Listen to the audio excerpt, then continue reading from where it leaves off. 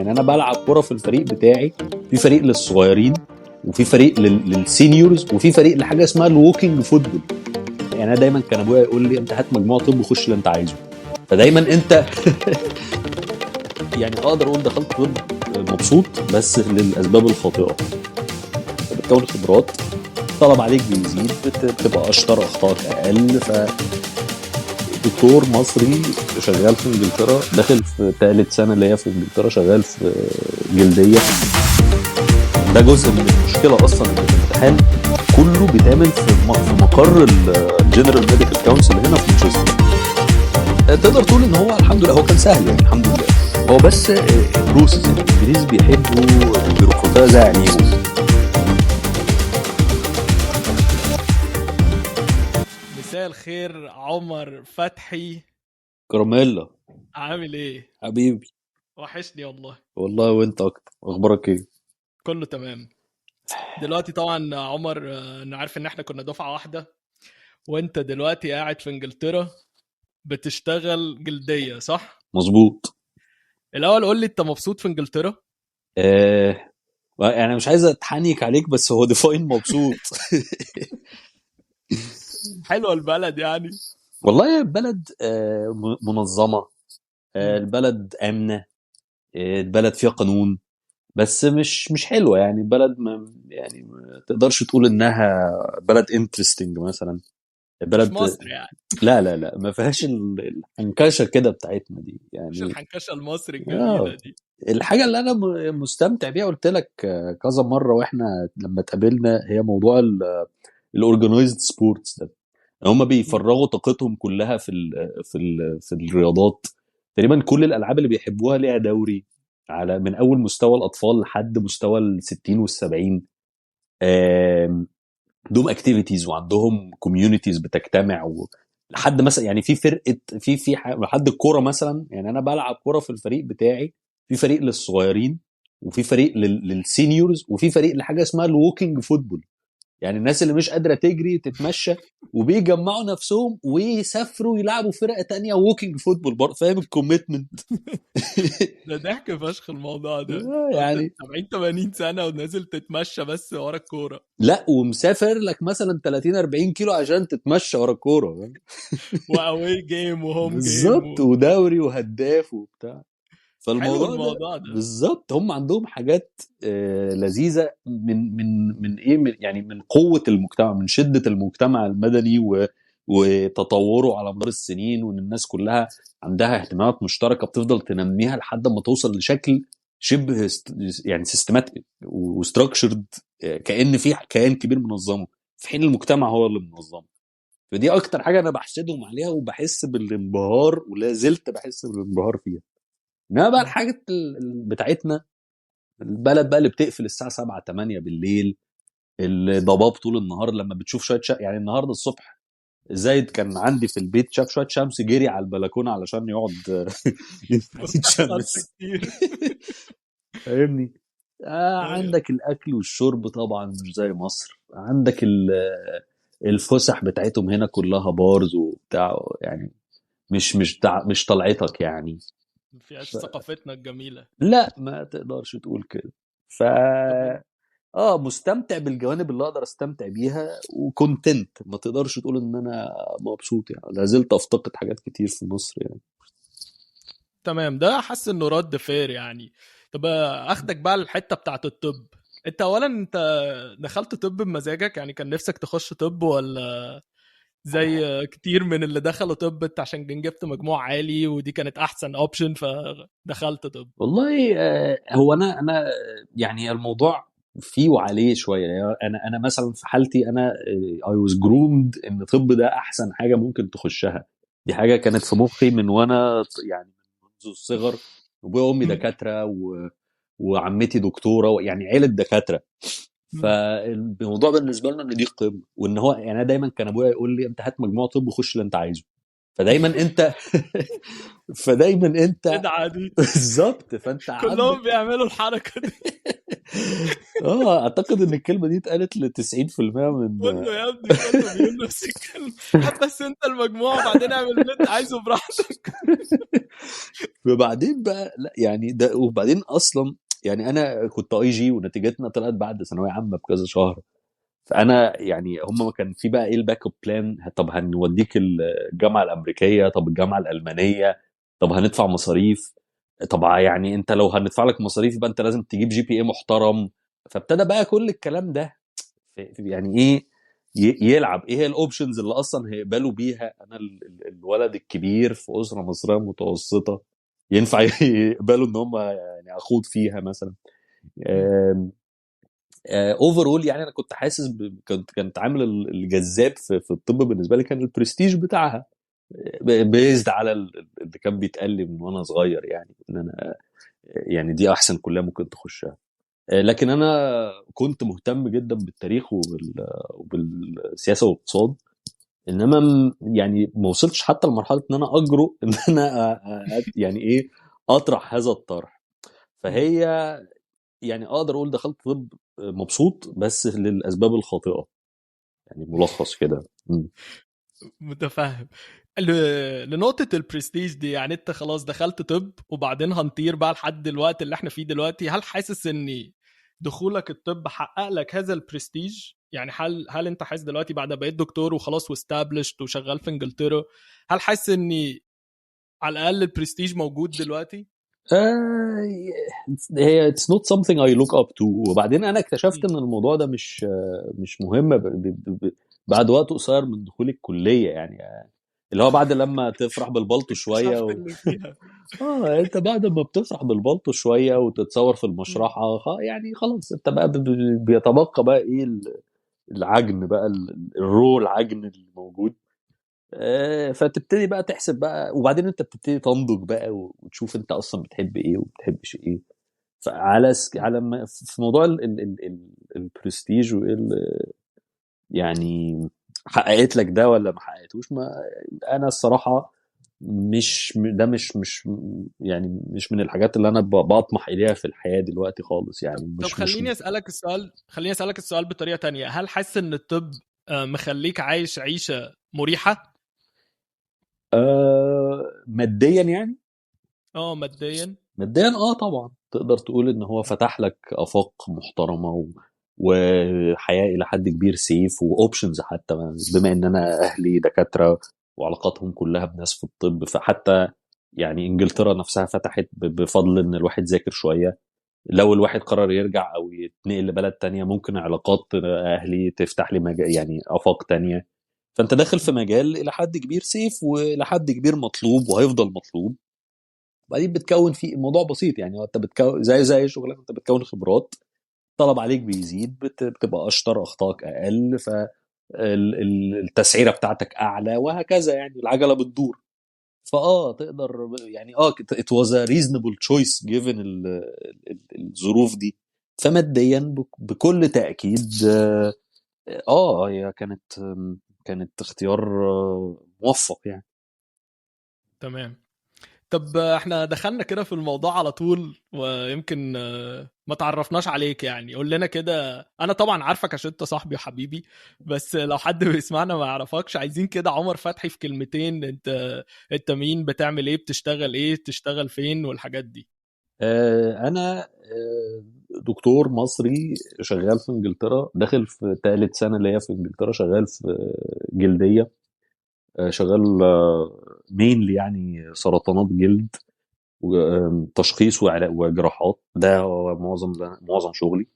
غير كده بنشتغل في كل يعني تقدر تقول البيزك او الاسينشال ديرماتولوجي، بعيد خالص عن الكوزماتكس او الشغل اللي هو المين ستريم دلوقتي في مصر او في الميدل ايست يعني.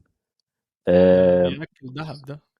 اللي بياكل ذهب وخبرتي فيه مش قد البوتوكس كده يعني. والحاجات دي. برغم ان انا اشتغلت شويه الكلام ده، بس انا خبرتي فيه مش كبيره يعني. أنا بخبرتي اكتر في البيزك ديرماتولوجي يعني.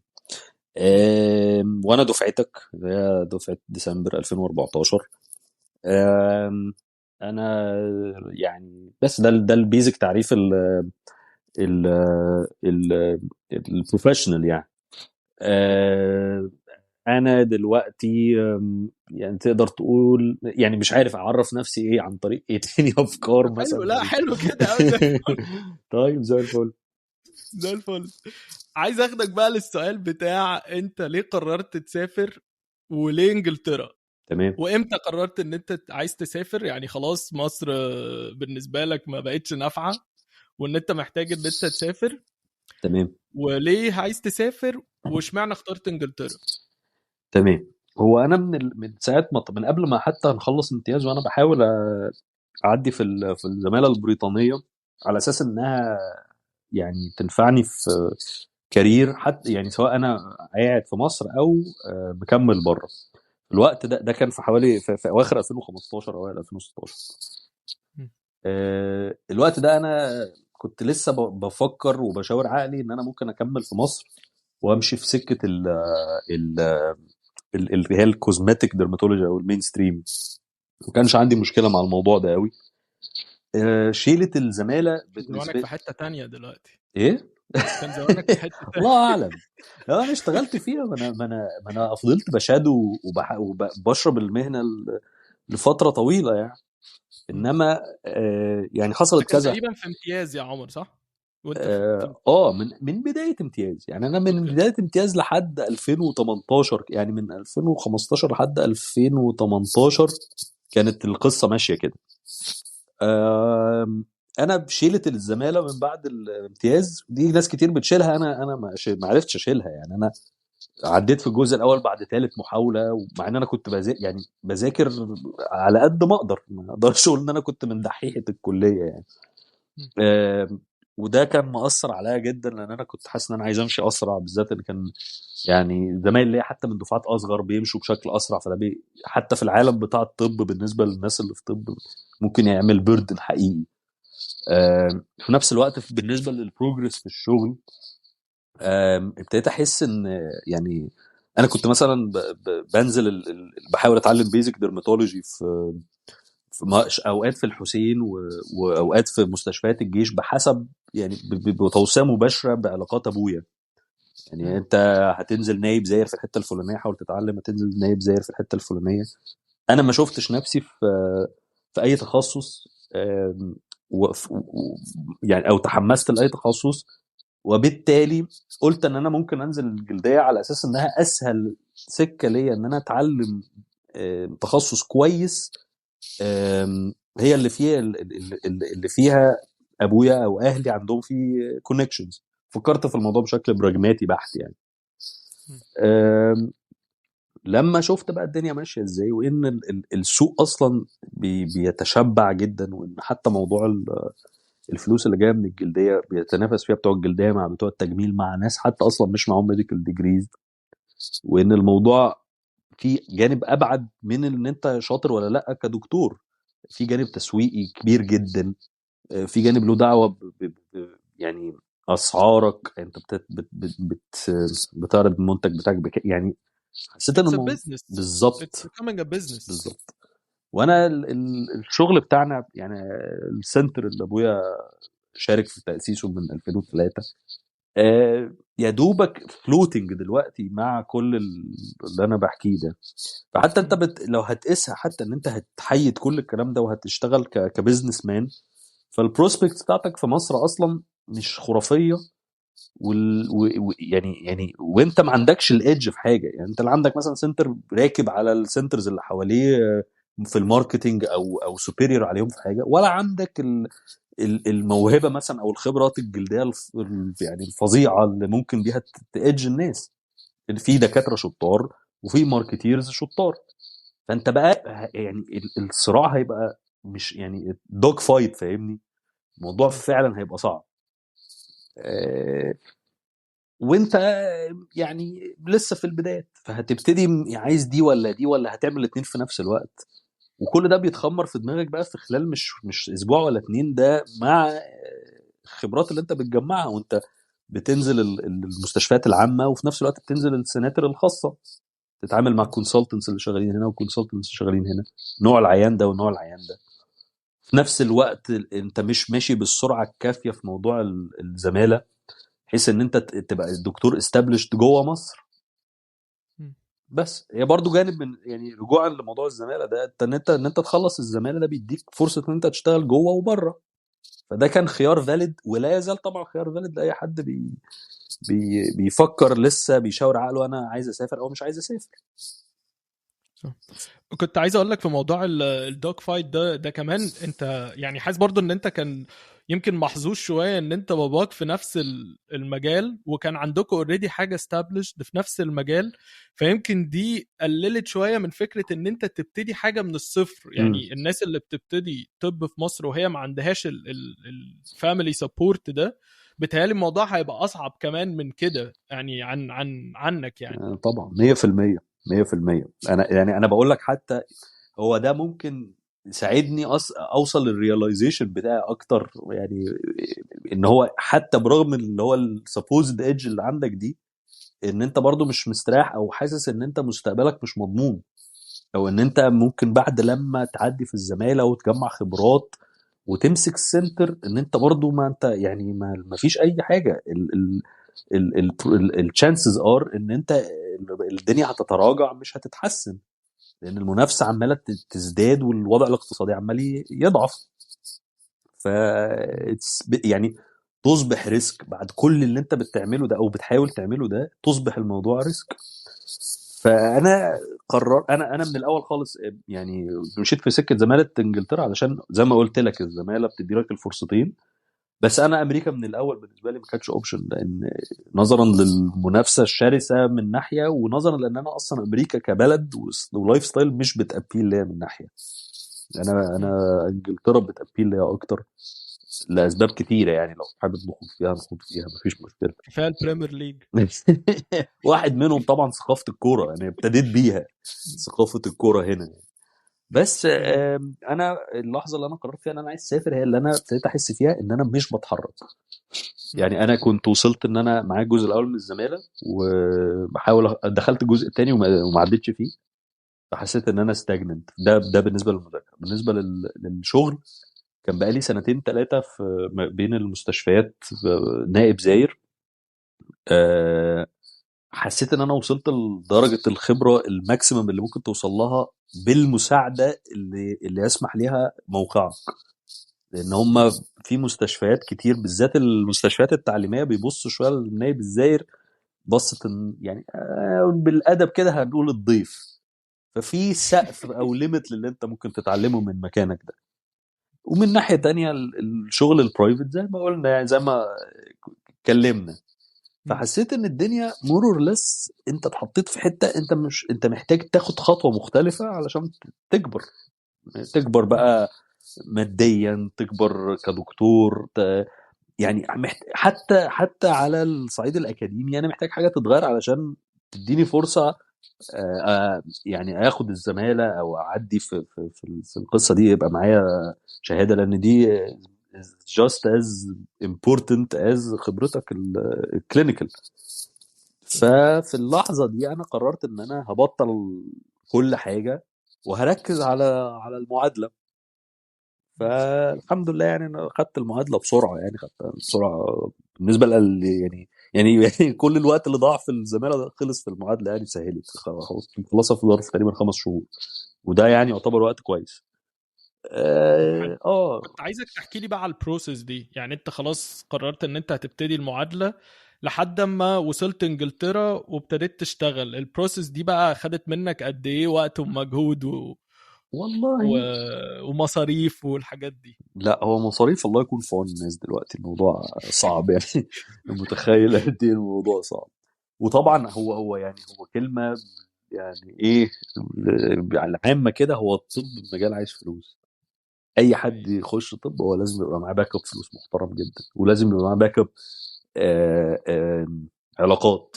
يعني الاتنين ما يتخلوش عن بعض. بس انت لو معكش لا فلوس ولا علاقات يبقى انت فعلا بتظلم نفسك بدخولك لهذا المجال يعني.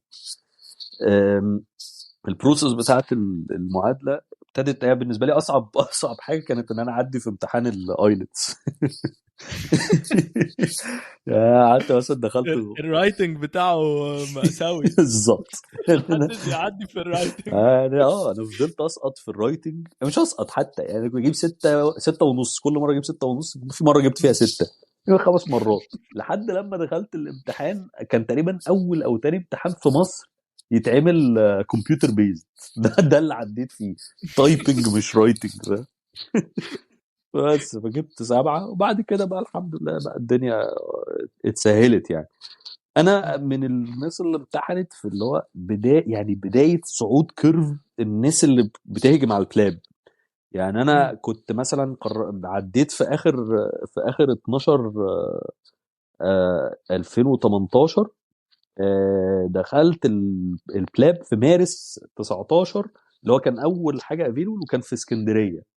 واللي هو بقى انت رايح اسكندريه يا خبر، يعني ما لحقتش في القاهره، ده الدنيا زحمه. اللي هو الناس دلوقتي اللي بيلاقي في جنوب افريقيا فاهم، بيبقى يعني بيبوس ايده ووشه وظهره.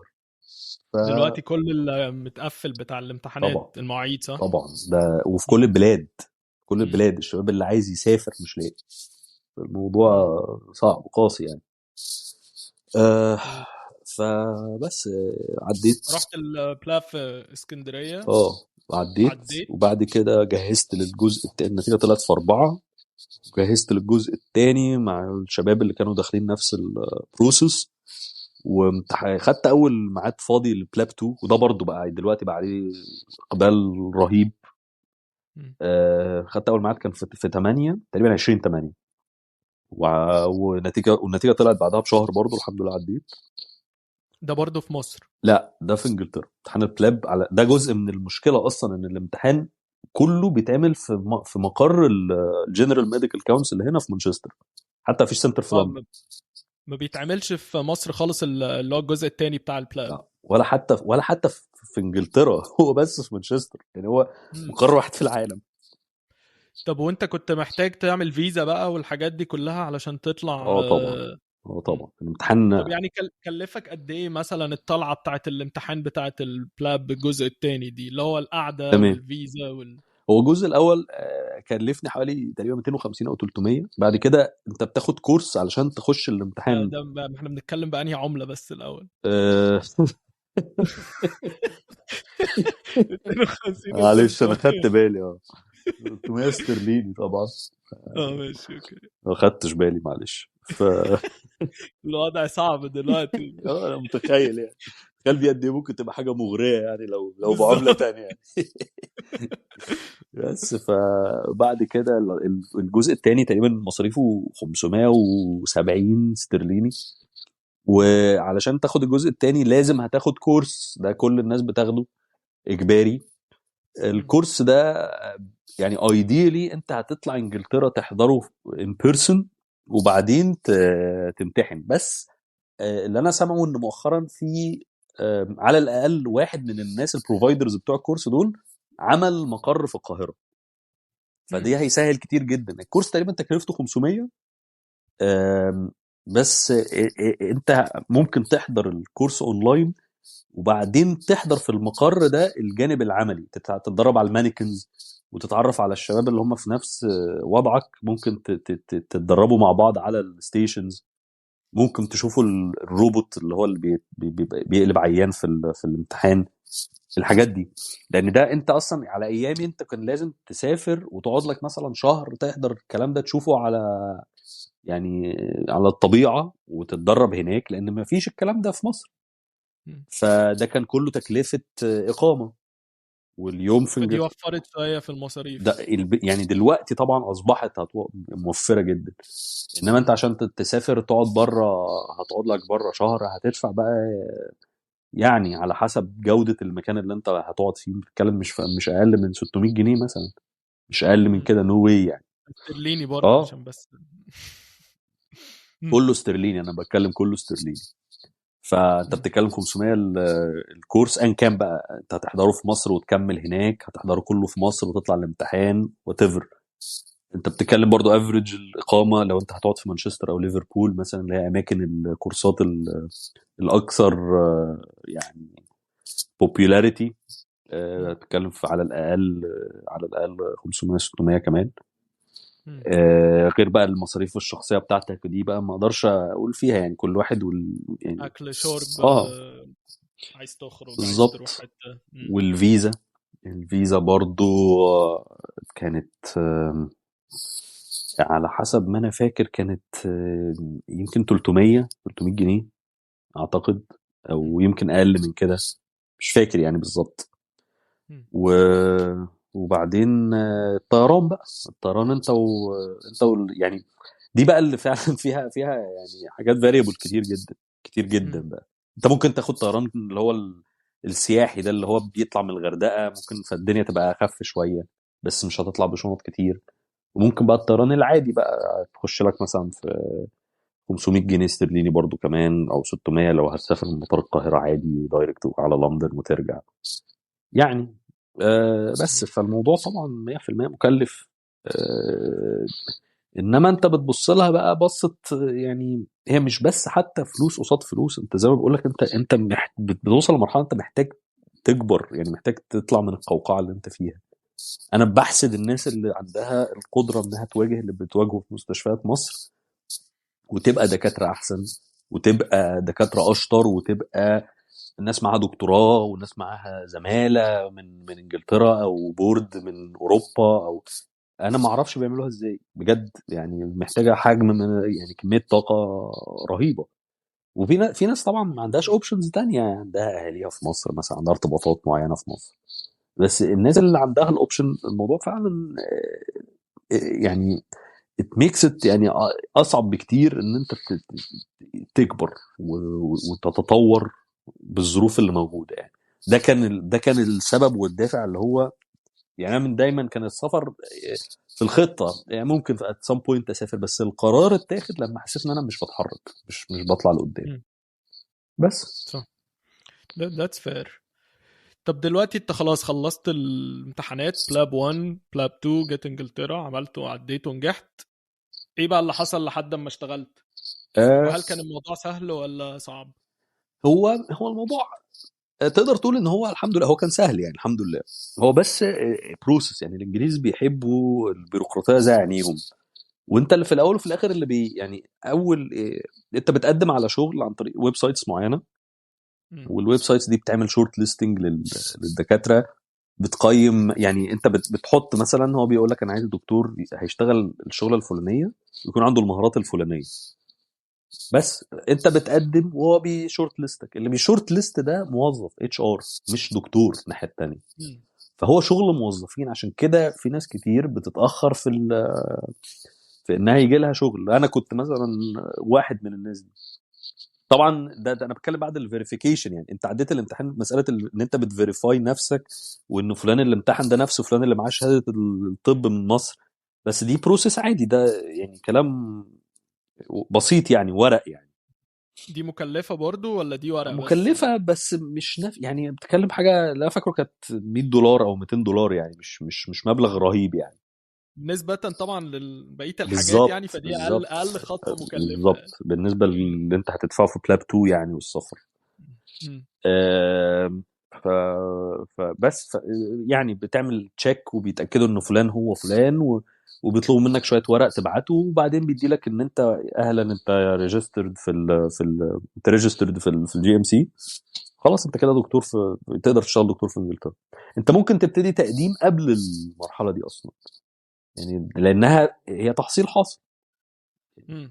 فانت زي ما بس هل الشغل بيطلب منك ان انت الجي ام سي ريجستريشن دي، ولا ممكن عادي تقدم وبعدين تقول لهم هجيب لكم الجي ام سي ريجستريشن دي هو انت بعدين؟ يعني انت ممكن تعدي كل حاجه من غير ما حد يطلبها منك، لكن ايفينشلي اول ما تبتدي شغل هيقول لك هات الرقم بتاعك.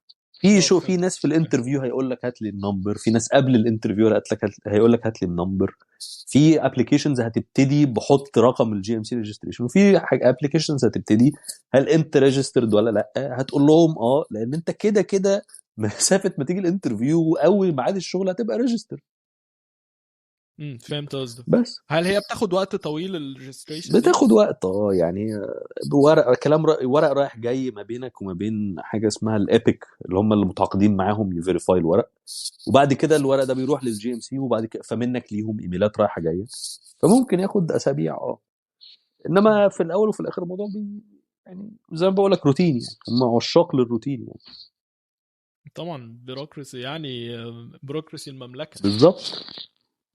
طب قابلت المدير بتاعك في الانترفيو مم. وقال لك خلاص تمام انت هو معانا؟ يعني هو انا بس يعني انا قعدت ابعت على شغل، ابعت على شغل، وبعدين احسن السي في، ابعت على شغل واحسن، يعني الاقي سبيلنج ميستيك مثلا وانا هو برضو التقديم في انجلترا انت زي بتعمل تمبلت وبتقدم بيها على الشغل كله، لان كل الابلكيشنز واحده باستثناءات بسيطه، والاستثناءات دي بتملاها وانت از لونج يعني از يو جو. مم.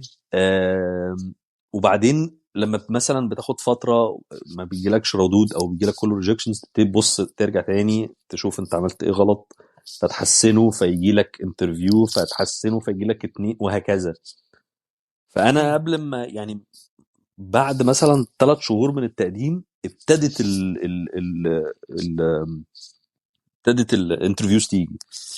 كان عندي 3 4 انترفيوز، بس كان منهم واحده ان انا اشتغل سبيشالتي دكتور في الجلديه في شرق انجلترا. ودي كانت وظيفه حتى من الوظائف اللي هو باجي اقدم عليها الاقي الناس حواليا اللي هو انت يعني انت انت ليه؟ مجنون. يعني مش اكيد مش يوم ما هتشتغل جلديه، يعني تدور على حاجه بسيطه وبتاع. بس مم. سربرايزنجلي الشورتج في انجلترا مش سايب، يعني حتى مش سايب التخصصات اللي سيمز ابيلينج للناس كتير جدا في المجال، رمد والجلديه والاشعه. الشورتج في انجلترا رهيبه، مش سايبه حاجه. انا أنا فاكر لما قلت لي موضوع الجلدية ده، لما جالك قلت لك ايه يا ابني؟ انت قفلت اللعبة في اول خطوة. لو انت لسه بتدور على شغل فجأة انا بقيت سبيشالست جلدية في انجلترا اه فانا بالظبط. كنت مستغرب حتى ساعتها. انت بس عارف ده ربنا بقى يعني بيكرم يعني. انت عارف اللي هو انت يعني اللي هو ايه، يعني اللي هو عارف الحته بتاعت اللي هو اما انت فاكر ايه، فاهم اللي هو انت كده ترجمت، اللي هو انت مش يعني انت بقى متصور ان هو بقى الموضوع صعب وبتاع، وهو فعلا صعب يعني مش بسيط. انا مثلا يعني انا بفتكر ابويا سنه 98 ولا 99 لما كنا في اسكتلندا، وهو كان في بعثه من الجيش ومخلص الزماله وعنده 10 سنين خبره وعنده ماجستير في الجلديه، وكان بيحاول يقدم على وظائف جلديه ما كانتش بتيجي، وانا بقدم ببلاب و3 سنين وجت. ده مش علشان انا اشطر من ابويا، ولا عشان انا عندي خبره اكتر من ابويا في 98، ولا عشان معايا صح. ماجستير، معيش حاجه من دول.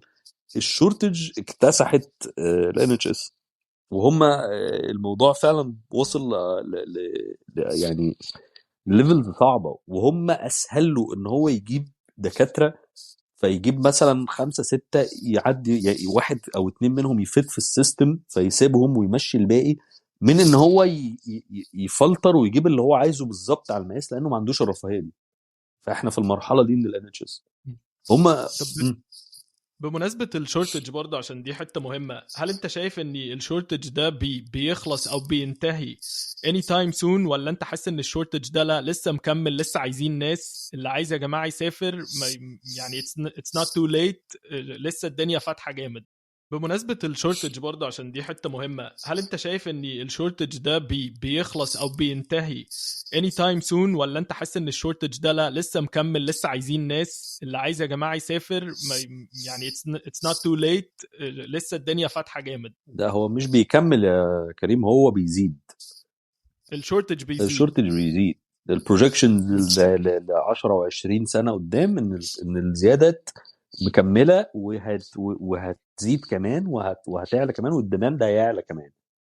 هو اصلا يعني ابتدت فيه يعني اصوات يعني ضعيفه بتتكلم عن الخصخصه. انا ما اظنش ان ده هيحصل ولا في خلال 10 او 20 سنه، رايي المتواضع، واظن ان قيمه الان اتش اس كمؤسسه في المجتمع يعني اقوى بكتير من ان ده يتساب يحصل لسه. يعني انجلترا مش بلد ضعيفه ولا بلد فيها المجتمع يعني كلمته بسيطه او صحافته بسيطه عشان نوصل للمرحله دي.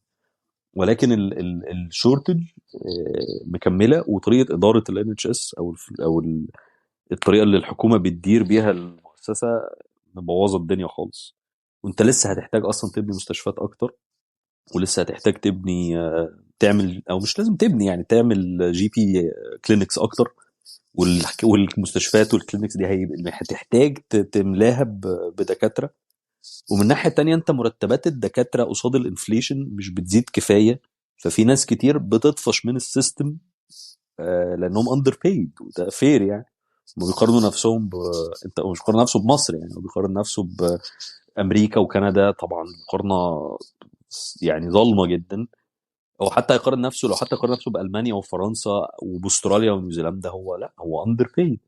في اضراب مثلا هيبتدي يوم الثلاث لحد يوم الجمعه الجايين دول على ذكر هذا الموضوع يعني. على خلف يعني، احنا لسه دلوقتي في اجازه الايستر، فهو لازق الاضراب في الايستر عشان يوجع يعني، عشان يزود الافكت بتاعه، علشان يضغط على الحكومه ويقول لهم يا جماعه مش هينفع اللي بيحصل. الدكاتره مثلا جونيور دكتور سترايك دي بتطالب بزياده 35% في المرتب. ده رقم يعني كبير جدا. انما ده سيمز اللي هو الطريقه الوحيده اللي هم يشوفوا نفسهم بيتساووا ببلاد زي البلاد اللي قلنا عليها دي.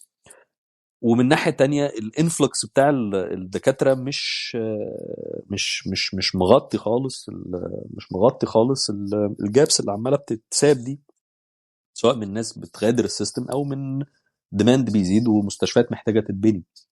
فلا، هو طبعا الموضوع لسه محتاج يعني، لسه محتاج. وبعدين خد بالك ان في كمان باك لوج من الكوفيد يعني. كان في كده السيستم كله دخل في هايبرنيشن مود كده من الكوفيد، فالناس بتريكفر واحده واحده يعني. فالبروسيس لسه بطيئه شويه في التعيينات وفي الكشف عن خبرات كل دكتور قبل التعيين وشهاداته الانترفيوز وبتاع يعني. لسه الناس بتاخد 3 شهور و4 شهور و6 شهور عقبال ما تلاند وظيفه، وده مش في مصلحه السيستم. فانت محتاج طريقه تجيب بيها دكاتره، مش هقول لك حتى على مستوى اعلى، على نفس المستوى اللي انت بتجيبه يا سيدي. لو انت بتجيب 7 وتقعد منهم 2، او تجيب 8 وتقعد منهم 4، وات ايفر يعني، بالنسبه اللي ماشيه، انت محتاج تسرع البروسيس دي عشان تملى الجابس اسرع. انما ده ما بيحصلش، وده doesn't seem ان هو يحصل قريب. بالعكس، الحاجه الوحيده اللي ممكن تشفت القصه دي زي ما بقول لك هي موضوع الخصخصه ده، وانا I don't see it happening في اي وقت قريب. ولكن اذا حصلت فالموضوع بقى هياخد يعني، هياخد ابعاد تانية. هيبقى السيستم هيبقى شبه السيستم الامريكي ممكن، او يعني في نموذج متفائل اكتر شويه ممكن يبقى شبه النموذج الكندي يعني. هو ده عامة كان كويس ان انت برضه قلت الحتة دي، عشان كنت عايز اسألك عليها، وهي مشاكل الهيلث كير سيستم عامة. بس بما انك انت قلت شوية حاجات عليها، عايز اسألك بقى عن الحاجات المميزة في السيستم، يعني الحاجات اللي انت م. اول ما رحت ابتديت تشتغل كنت يعني امبرست بيها. اللي هو في دايما كده حاجات حتى لما بتبقى صغيره، لما بنسافر بره مصر وبنشوفها بنقول ايه ده، ايه م. الحلاوه دي، وبعدين مع الوقت بتبتدي تحس ان هي دي حاجات عاديه، وبعد كده بتبتدي تشوف المشاكل بقى الحقيقيه اللي موجوده في السيستم. تمام. فالحته بقى اللي في الاول دي اللي كانت امبرسيف دي بالنسبه لك في التغير بقى من السيستم المصري للسيستم بتاع انجلترا، م. ايه بقى الحاجات اللي هي كانت يعني بهراك في الاول؟ هو في حاجات بالنسبه ليك انت كدكتور يعني، وفي حاجات بالنسبه للعيان يعني. انت بتحط نفسك في يعني في رجلين في مكان العيان يعني، فاهمني؟ انت بتشوف المميزات اللي بيحصل عليها اللي مش بيحصل عليها التاني. فبالنسبه للدكتور الحاجات الجيفنز يعني يعني طبعا انت مسافر اصلا عشان مرتبك ففلوسك احسن يعني. بسم الله الرحمن الرحيم. بس بسم الله الرحمن الرحيم، في فلوس اصلا. بالظبط يعني، فاهمني؟ واولويه في سكن المستشفى، وبيطمن ان انت يعني مرتاح يعني. انت شغال عندي فانت مرتاح، والسكن بتاعك ساتيسفاكتوري. كل ده في اول كام يوم في الشغل يعني. بالنسبه لحد لسه جديد في الان اتش اس، فانا صبروا عليا يعني. انا كنت بعمل جوابات غلط بايظه، وكنت بحتاج مساعده كتير جدا من الكونسلتنتس، لان الجلديه كمجال هو من المجالات اللي بتفرق جدا نوع العيان او المرض اللي داخل لك من مكان جغرافي للتاني، اللي هو مش بالضروره مثلا زي حاجه بتشوفها في القلب مثلا او في الصدر او في الغدد. عادي، هو نفس العيان في اي حته، لكن عيان الجلد مختلف تماما. عمري ما شفت سرطان جلد في مصر ولا في حياتي قبل ما اجي انجلترا. فانت بتحتاج وقت تادجست، انت بتحتاج وقت تعرف انت بتتكلم العيان ازاي وتفهم معاه ازاي. كل ده اتسمح بيه، كل ده يعني اتفهم، يعني حصل تفهم ليه من اسم. انت بتحتاج دعم، ان الناس يعني تقول لك انها بتصبر عليك وتفهمك انها بتصبر عليك. ولما تغلط يقولوا لك انت غلطت في ايه، ما يحكمش عليك. كل ده كان موجود. تحتاج ان يعني تحس ان يعني بتحتاج ان انت تبقى يعني عارف مثلا ان انا مواعيد شغلي كذا ومواعيد اجازاتي كذا. انت اجازاتك دي مقدسه. انا يا جماعه عايز انزل مصر بعد 3 4 شهور من الشغل، علشان انا عايز كونكشن وعايز تتساب، مفيش مشكله يتقدر ده. في وسط الكوفيد حتى، اللي هو كانت الدنيا صعبه وكانوا عاملين ريستريكشنز على السفر، واتفهموا ده عادي جدا وسابوك وانزل ومفيش مشاكل. بالنسبه طبعا التعليم مش بس ان هو يسيبك ويسيب لك وقت تتعلم، هو كان في اكتف، هو بيعلمك. يعني انا مثلا ما كنتش اعرف حاجه عن جراحات الجلد، ده مش مجال بوبيلر في مصر اصلا. انا دخلت مع كونسلتنتس واثنين وثلاثه وكذا مره لحد لما بقيت اعرف اعمل اكسجنز، ولسه دلوقتي بنبلان اكمل اكسجنز، ان انا ابقى بعمل اكسجنز في الهيد النك. فالموضوع لسه التعليم مكمل لحد النهارده. ومع الوقت برضو ارجع تاني لحته الفلوس. انت فلوسك بتزيد كل سنه من غير لا بقى تقعد تطلب ولا يعني تعافر ولا. عادي في زياده سنويه طبعا، في مشاكل على موضوع المرتبات ككل في الان اتش اس، بس في زياده سواء بقى كانت مكفيه ولا مش مكفيه، بس هي في يعني في السيستم بيضمن لك ده. ففي يعني بالنسبه ليا كدكتور، انا حسيت ان انا متقدر يعني. اقدر اقول ان انا حسيت ان انا متقدر. حاسس طبعا جم عليا في الشغل في اوقات كتير، وانت جديد ما بتبقاش فاهم السيستم، فبتشيل شغل اكتر من اللي انت المفروض تشيله طبعا. ده بيحصل في كل حته يعني. انما في المجمل انا حسيت ان انا فرد فاعل ودكتور ومهم يعني بعد شهور بسيطه من شغلي. بالنسبه بقى للعيان، فانا حاسس ان يعني انا العيان البريطاني انا بحسده على الحاجات المتاحه له جنب العيان الانجليزي. هو فعلا يعني في ناس انا قاعد مثلا في حته من اكتر جنب العين المصري قصدك؟ سوري سوري. ف انت عارف بريطانيا وانجلترا بيتنافسوا دايما في طبعا كل انت حاجه. عارف. العين البريطاني تلاقيه متدلع، العين الانجليزي لا، تلاقيه مضروب طالع بالنار عينه يا عيني. يعني الحمد لله يعني. انت عارف يعني ايامنا في الدمرداش في انجلترا كانت صعبه شويه يعني بس فيعني الموضوع يعني هو طبعا بيخش من يعني من الابره للصاروخ، فاهم؟ ما بيدفعش ولا مليم. بيشوف كونسلتنتس تقال جدا بخبرات يعني جامده جدا. بيتشاف مره واثنين وثلاثه، وبيكشف عليه مره واثنين وثلاثه، وعنده تيم تمريض ري اشورنس بس بعد لما بيشوف الدكاتره لو حد عنده حاجه سيريس يعني. الادويه مدعمه. آم، ال ال يعني الحقوق بتاعه العيان اصلا، ان هو انا عارف ان انا حتى ما ينفعش حد يبص لي غلط ولا يكلمني غلط في المكان اللي انا فيه ده. فهم جايين يعني هو حاسس ان هو في ملكه. طبعا في طبعا عيانين قلة الادب، وفي عيانين عنصريين زي اي حته تانية في العالم يعني. بس في المجمل النظام اتس اندرستاندبل ان هو يبقى يعني بيبقى في صف العيان وبيخدم العيان، وده حاجه يعني انا يعني مقدرها جدا وبحسدهم عليها. يعني وهما في سبب ليه هما بيحبوا ال NHS، وليه في سبب ليه هما بيشوفوه في مكانة عالية كده في المجتمع بتاعهم.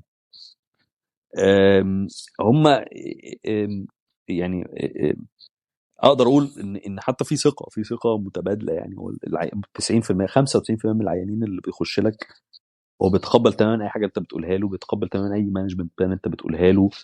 هو يعني زي ما هو برضو حاسس ان هو متقدر وعنده حقوق وبتاع، هو برضو واثق فيك. فالسايكل ماشيه كده، كل الناس مبسوطه وكل الناس مرتاحه والدنيا ماشيه سلسه.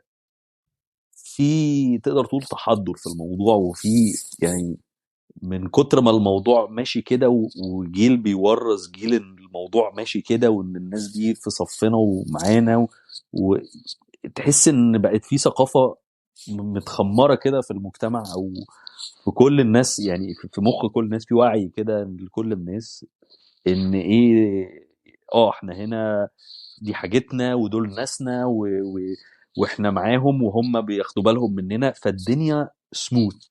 انت مش حاسس بضغط. طبعا ممكن تحصل مشكله في اي يوم في اي وقت لا قدر الله، بس انت الهول سيستم كده في element تراست مهم.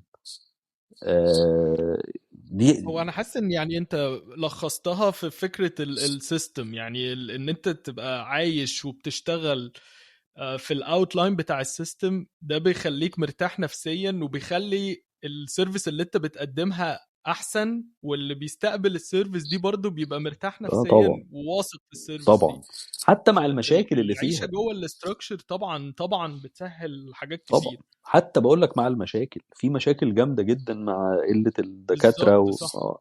وفي ويتنج ليست طويله جدا، وفي عيانين فعلا ابتدوا يتاثروا. يعني في عيانين، انا بشوف سرطانات جلد يعني، ففي عيانين ابتدوا التريتمنت بتاعتهم بتتاخر. بس قليل قوي لما، برغم ان احنا بنتكلم في حاجات يعني مش حاجات بسيطه، بس قليل قوي لما في عيان بيعمل مشكله او يعلي صوته او يبتدي يبعت ايميلات بقى للناس والحقوا.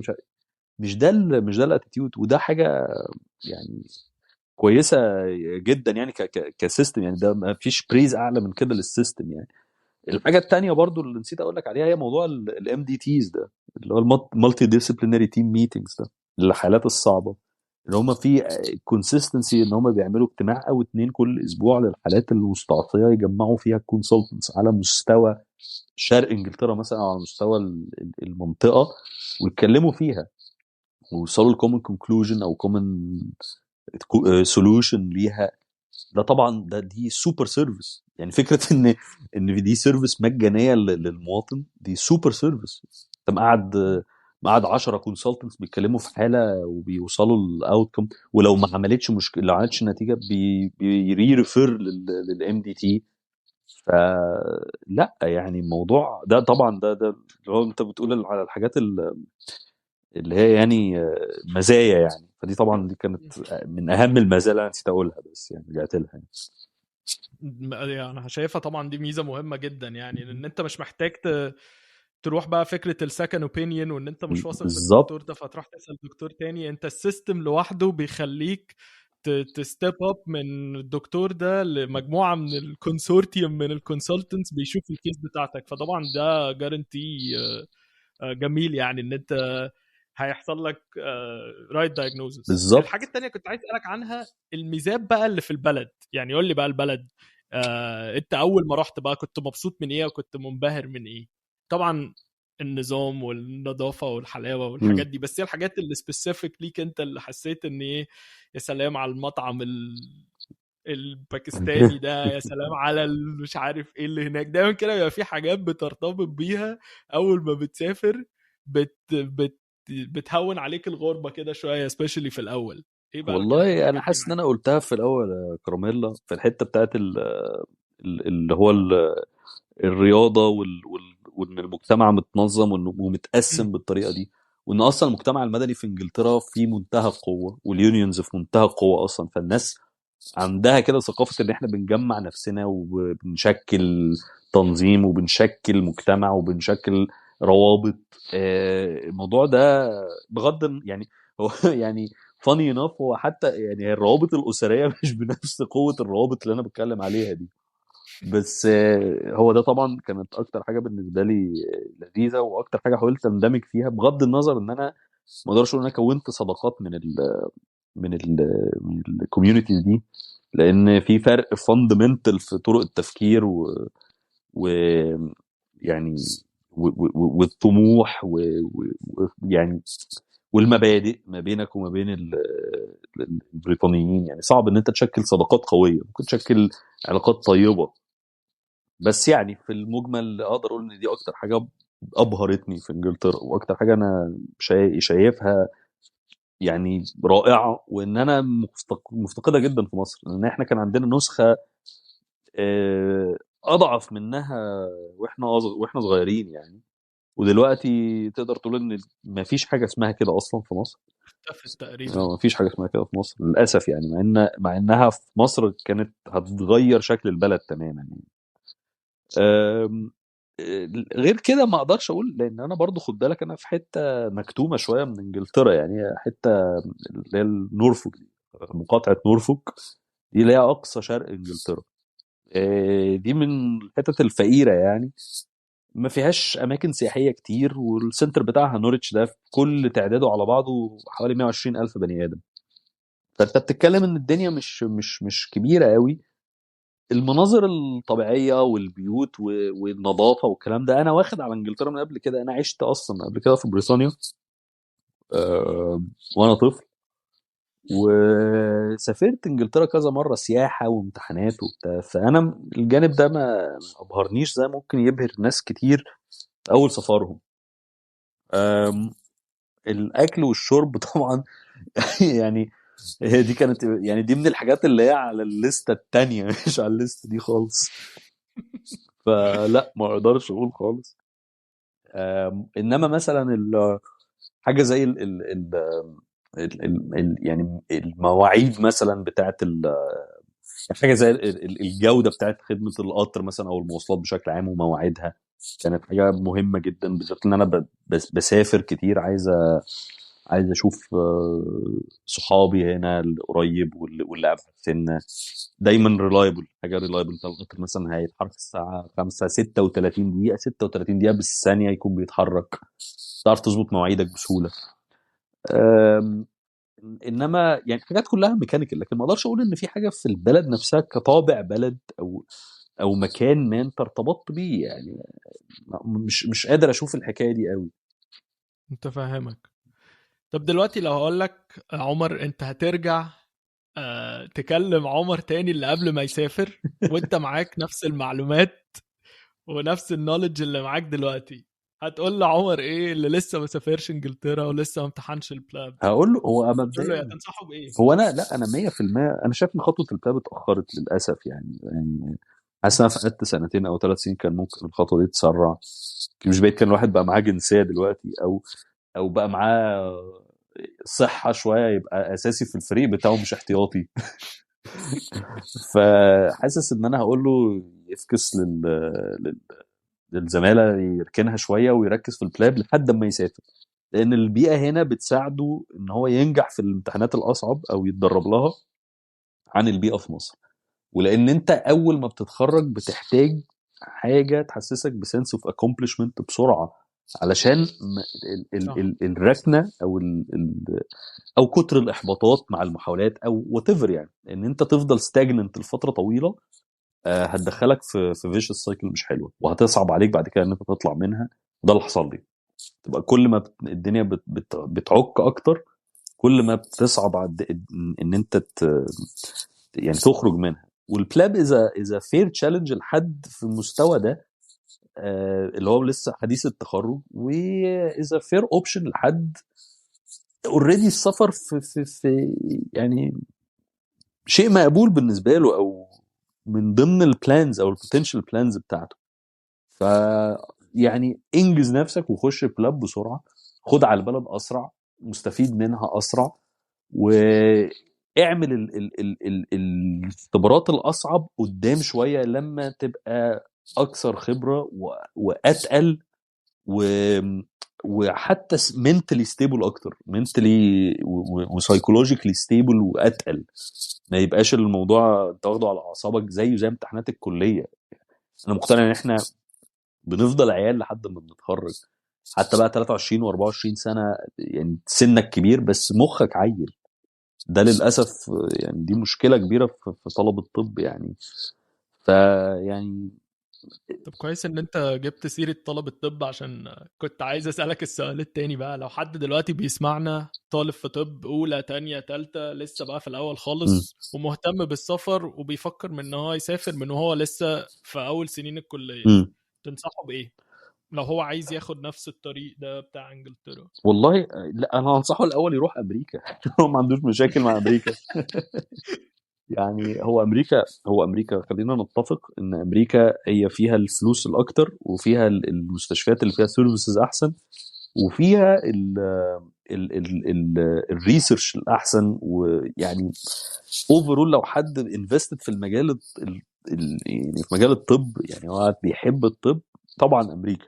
لو واحد شاطر جدا وهيبريز في اليو اس ام ال من غير مشاكل، مش مثلا طالب من المنطقه الدافئه زي حالاتي، آه، وما عندوش مشكله اللي هو انا هخش امتحن ممكن اسقط وممكن انجح وممكن اجيب مجموع مش اعلى حاجه، يخش يروح امريكا.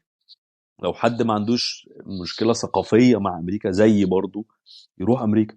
فهي الاوبشن، هي تظل الاوبشن الاحسن والاكثر ابيل لاي حد داخل طب، حتى والمنافسه فيها اعلى.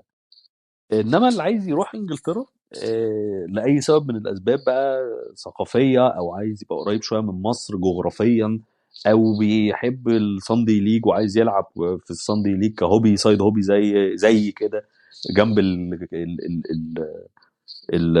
الشغل بتاعه، او يعني او بيحب لندن، تاثر هنا، يعني ايا كان السبب، انجز الخطوه دي بسرعه على قد ما تقدر. كل ما انجزتها اسرع، كل ما حياتك بقت اسهل، كل ما تعودك بقى اسهل، وكل ما انجزت هنا الخطوات الحقيقيه اسرع. يعني انا دلوقتي بانجز خطوه الجزء الثالث، انا داخل على 32 سنه.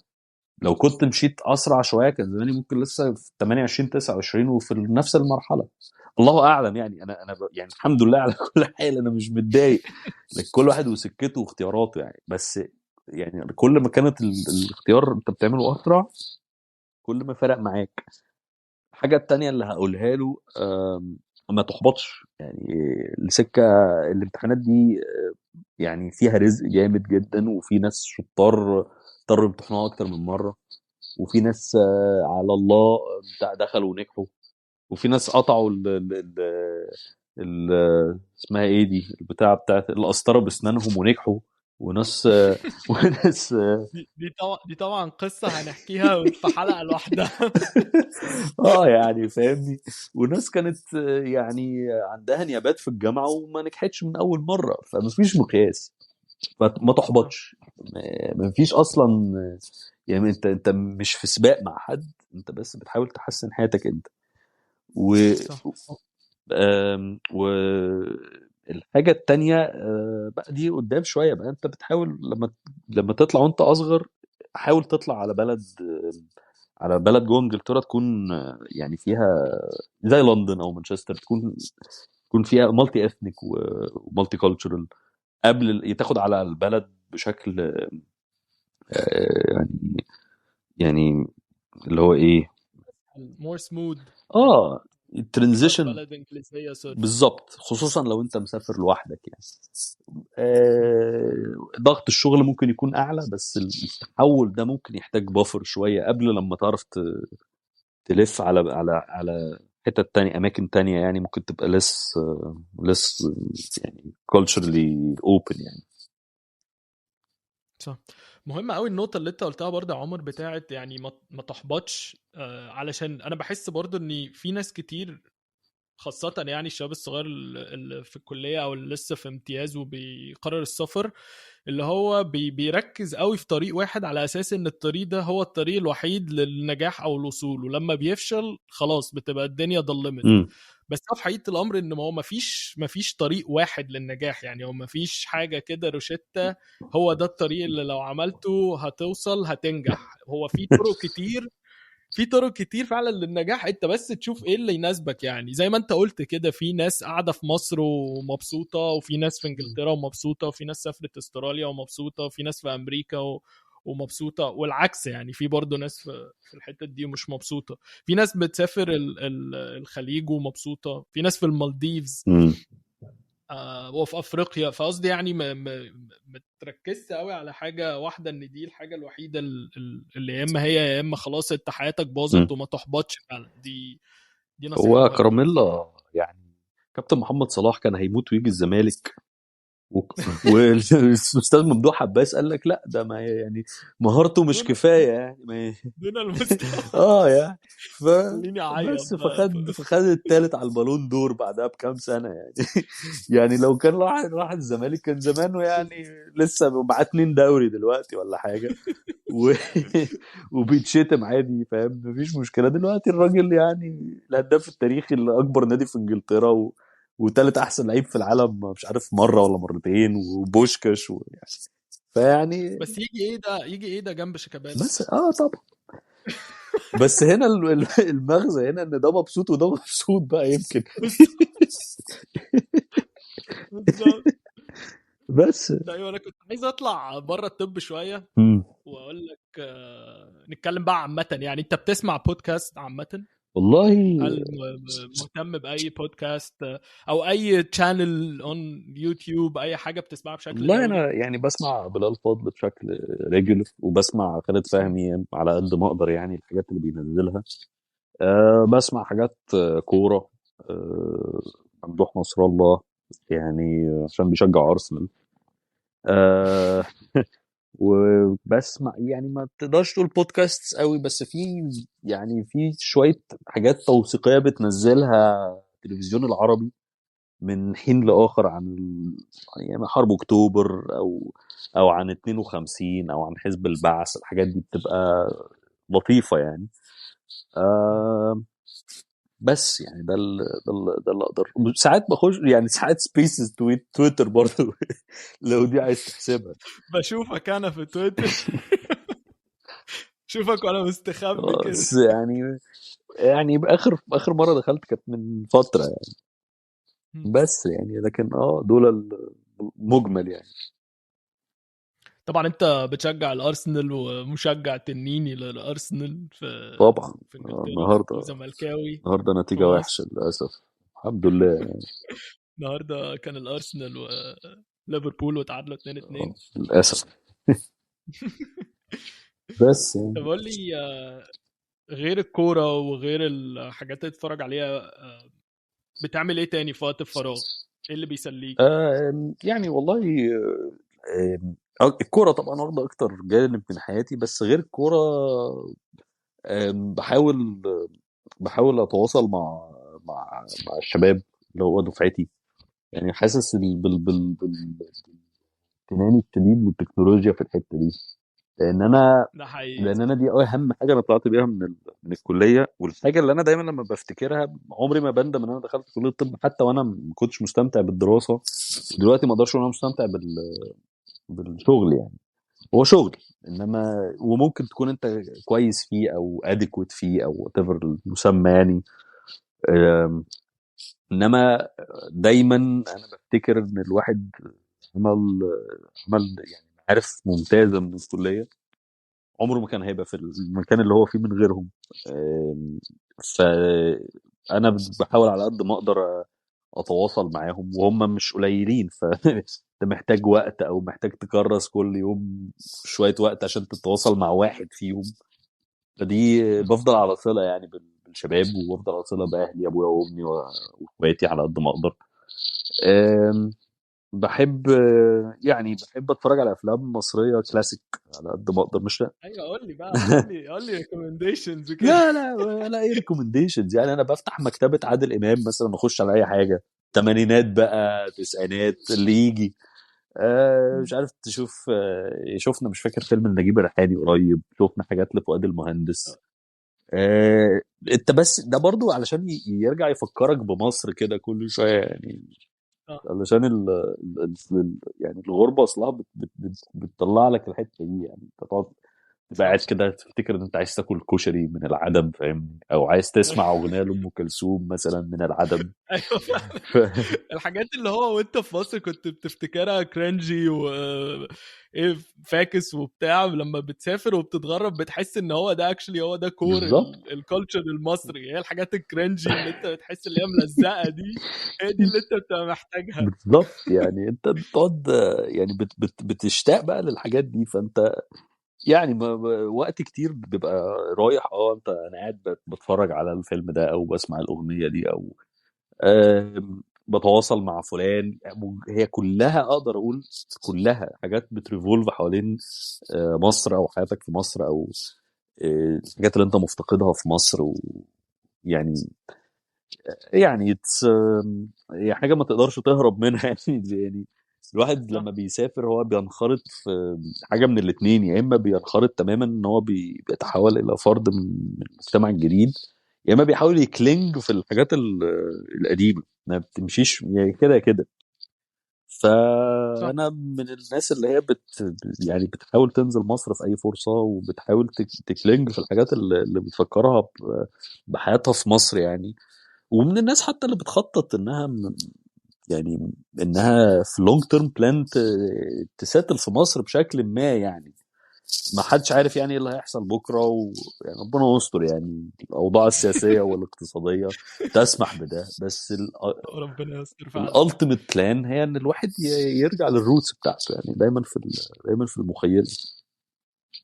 صح. وانا بحس كمان ان الغربه نفسها بتخليك مور ابريشيتيف للحته دي. م. يعني انت بتخلي عندك امتنان اكتر ناحيه الحته المصريه م. دي، ان انت عشان يعني اتغربت وعرفت فعلا معنى فقدان هذا الجانب الكالتشر من م. حياتك، بيخليك تقدره اكتر. عشان كده لما بترجع مصر بتبقى مبسوط بقى بالحاجات اللي انت نفسك تعملها، او الحاجات اللي كان نفسك تعملها وانت بره ما كنتش بتعرف، زي الاكل بقى والحتت اللي نفسك تروحها وكده. بالظبط. يعني انا بحس عمر انا يعني اكيد انا مبسوط جدا ان انا اتكلمت معاك النهارده. يعني حلقه لذيذه جدا، بقالنا ساعه وشويه. حبيبي كرمل.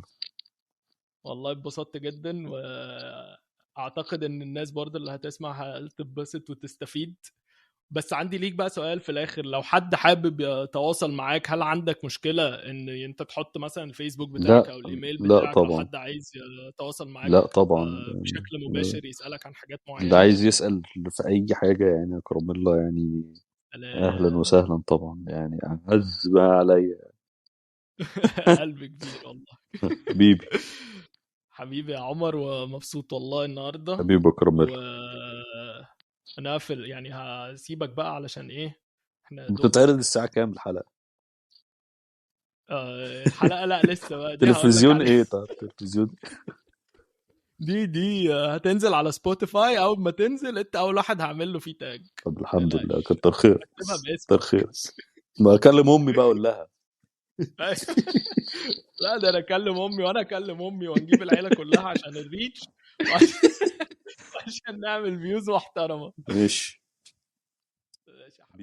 لكل اللي وصل لحد هنا احب اقول له شكرا انك كملت الحلقه لحد اخرها. لو عجبتك الحلقه يا ريت تعمل لايك وشير، وما تنساش كمان تعمل سبسكرايب علشان ما تفوتش الحلقات الجايه اول ما تنزل.